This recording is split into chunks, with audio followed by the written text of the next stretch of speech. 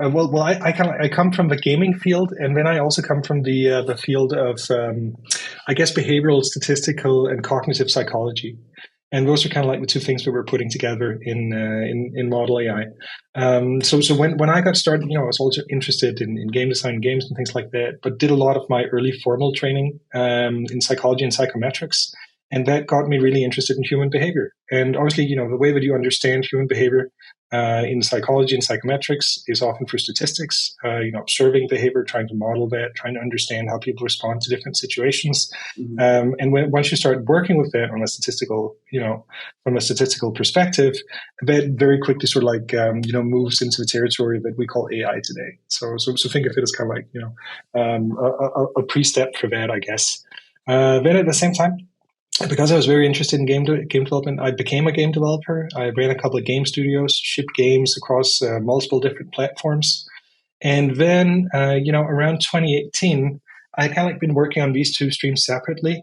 2011, I had kind of been working on these two streams separately.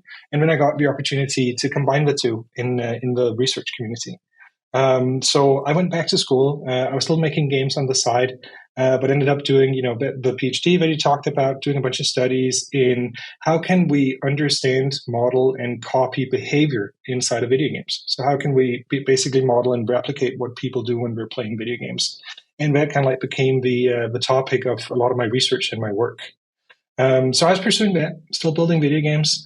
And then around 2018, I'm sure a lot of the people who are the audience for this show will remember there's a lot of development with things like, AlphaGo, AlphaZero. A lot of technical progress was made around that time with things like deep learning.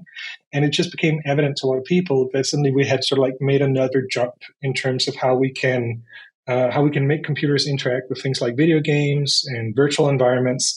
Some of it was based on, new deep learning techniques. Some of it was based on new hardware, and some of it was just based on, figuring out how to leverage human demonstrations and basically looking at how do people play these games and then porting that in and finding efficient methods on new hardware, new ways of leveraging that.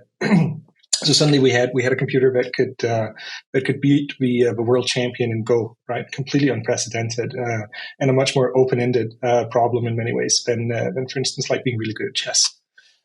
So I was looking at that together with some of my research colleagues and together with some of my game development colleagues. And we just looked at this progress. We also talked to a bunch of game developers and said, historically, the game development industry hadn't really been leveraging machine learning in what we call like modern AI today to a large extent. But suddenly there was like this openness. It was kind of like, the logjam, the technological logjam or interest was kind of like breaking. And so we all got together and said, listen, if there ever were a time to start a company that tries to leverage some of this and then bring it out to game developers for them to use in general fashion, it's probably now. So that's why we went ahead and started modl.ai, like really with the notion of taking some of this new technology, some things that we'd been working on for a lot of years in the labs, and then carrying it out to the games industry and figuring out how to deliver that to as many game developers as possible, I suppose.